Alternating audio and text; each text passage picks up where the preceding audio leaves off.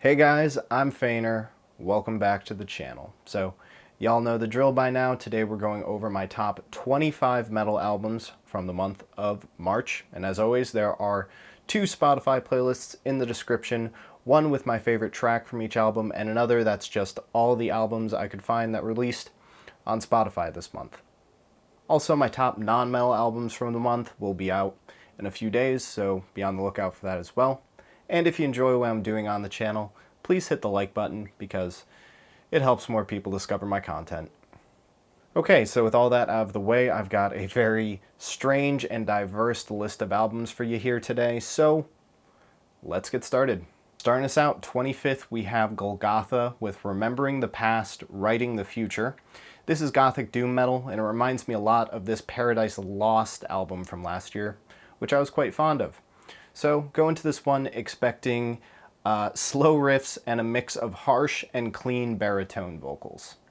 24, we have Chevelle with Neuratias, and Chevelle are just back at it again with their radio-friendly progressive metal sound.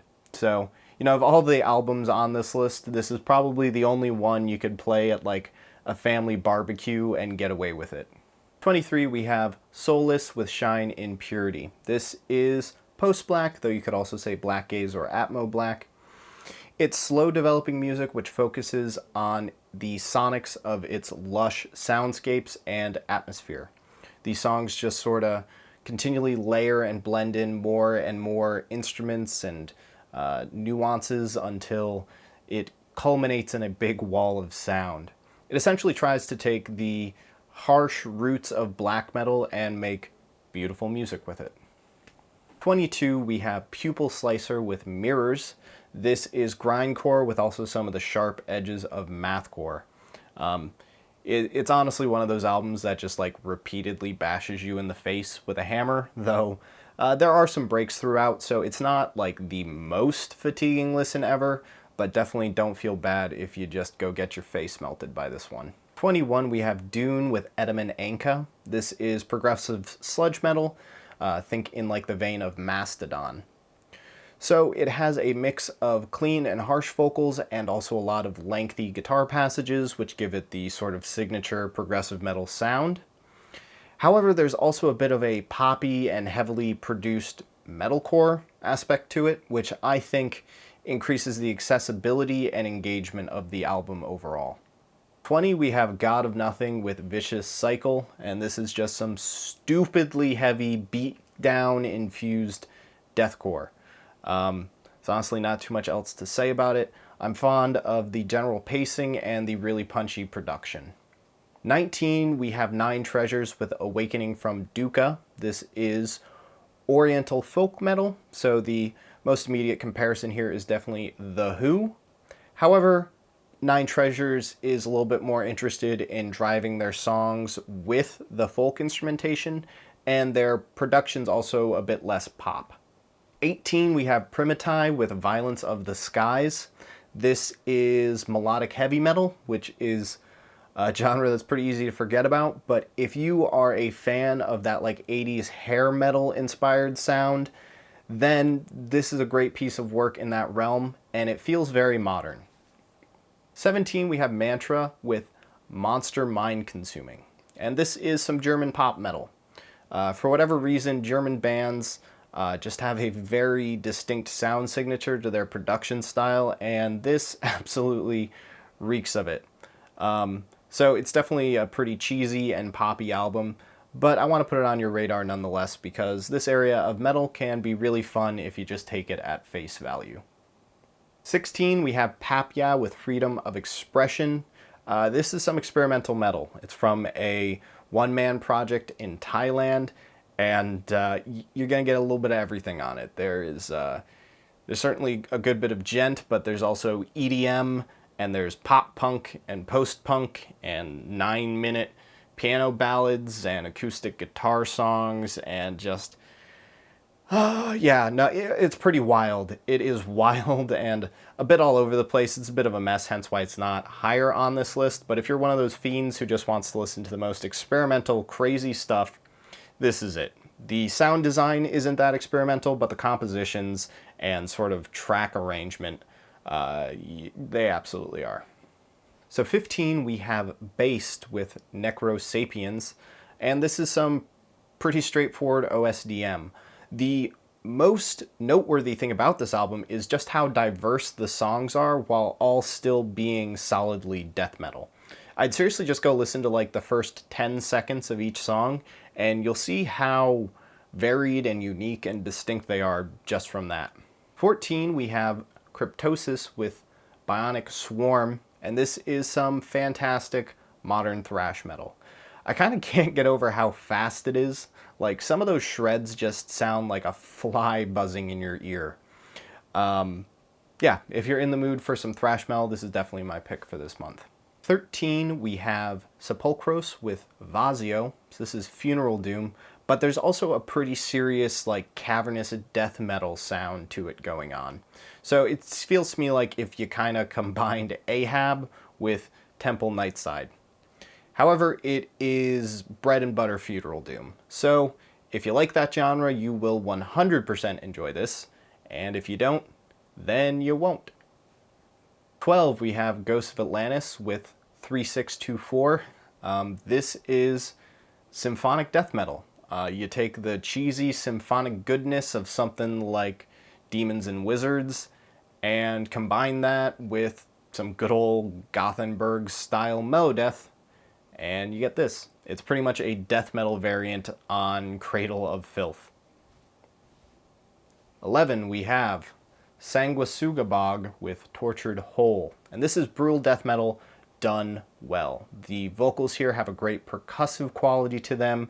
The sharp snare drum acts as a metronome, which makes it so that you never lose the beat or the groove. And just overall, the whole thing lurches along at a mid-tempo pace and just makes it so, like, you put this thing on and you just, like, nod your head and tap your foot for 33 solid minutes.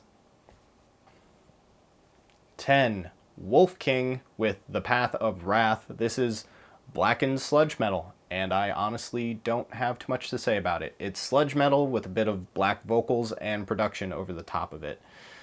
But yeah, it is an absolute riff monster and headbanger.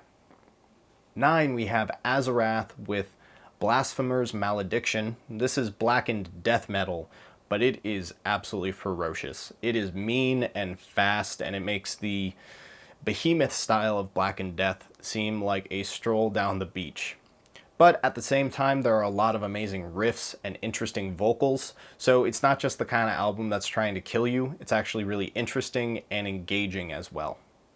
8, we have Disfiguring the Goddess with Blood Animal. And this is slam, but it is like the chillest, most lo-fi beats type of slam. The master is pretty lacking in treble, and the sound design overall is just gentle. And then, you know, also combine that with them doing some stuff like playing pianos in the background. And I mean, I just kind of listen to this thing like it's an atmospheric slam album, if you could imagine such a thing. Like, that's not a genre, but like, maybe, like, there's no reason it couldn't be a genre. And if so, like, maybe this is like the first album of that genre. Anyway, it's a pretty innovative album.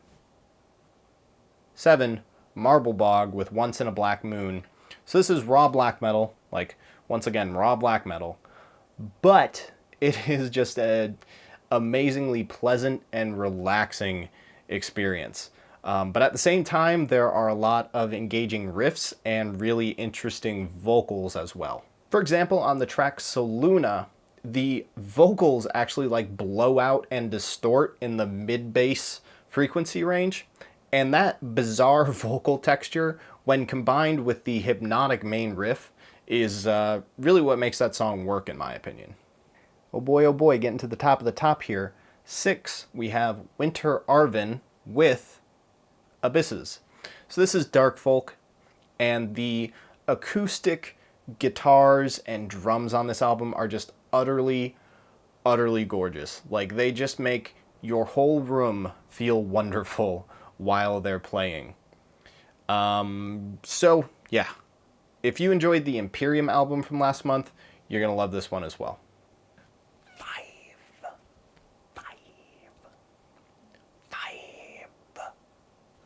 is Travis Orbin with Projects 3. So this is progressive metal, but it's the kind of progressive metal that's allergic to 4/4 time and like genre tags as a whole. So it's largely instrumental, and every track just feels totally different from the others. It's just one of those albums that's a meandering, wild ride. And if you're one of those progressive metal fiends, y'all know who you are. I mean, here you go. Here's one of those just one-man project, experimental, progressive metal kind of things. But yeah, a few of these experiments go very well. All right, change of pace. 4, we have Revenant Marquee with Below the Landsker Line. And this is the rawest black metal out there, like the rawest. Raw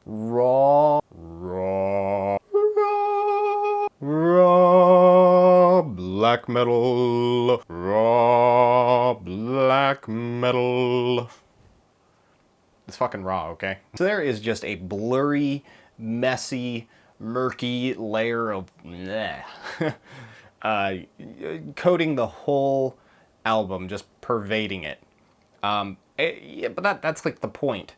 So you should just consider this like noisy, murky background to be the backdrop.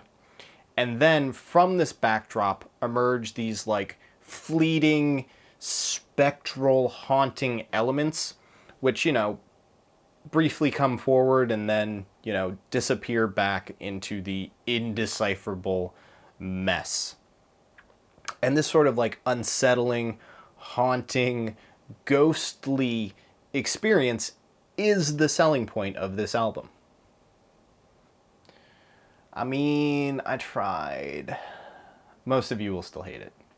Most of you will still hate it. What is that melody from? Is that like taps? Oh boy, top 3. Andromeda Hellscape.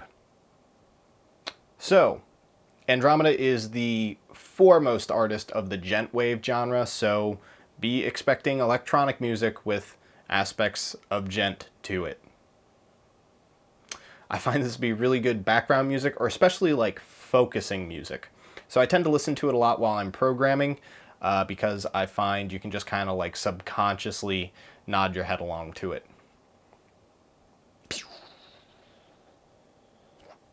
Stortrain Impermanence. This is about as good as progressive and technical death metal gets. It does everything well, from the acoustic passages to the solos and the blackened vocals. Just the overall pacing. This is one of those albums you can sit down, have a dedicated listen, and just like never lose your attention or interest. So, I mean, this is pretty much setting the bar for tech death as far as I'm concerned. So, I mean, your move, Archspire. That's kind of how I feel right now. Ooh, number 1. Man, I have been recording for a very long time. Number 1. Album of the month. Numero 1. Varmia Ballada. This is pagan black metal, but it's like the doom-infused kind. So if you enjoyed the Ruins of Beverast album from last month, you should absolutely check this one out. I mean, just like kind of all of you should just check this one out because it's fantastic. But you know what I mean. The production here is top-notch. It has this really hearty bass to it, which carries the groove doom metal style, but also a fantastic selection of folk instruments and great vocal performances, especially by the frontman, Lasota. Now, I understand that Polish pagan metal doesn't have the greatest reputation, but Lasota seems like a pretty great guy, from what I can tell, and there's a really cool making of the album series for this on YouTube. And overall, it really is more in the like folk ethnomusicology vein of pagan metal, like Vadruna. than it is the NSBM style. And that's it. I hope you'll give these albums a listen with an open mind and hopefully find something new you like. And as always, I can't include everything, so give your favorite albums from this month a shout out in the comments, and we'll have a little chat about them. Okay, yeah, that's it. We're at the end of the video. Thank you for watching.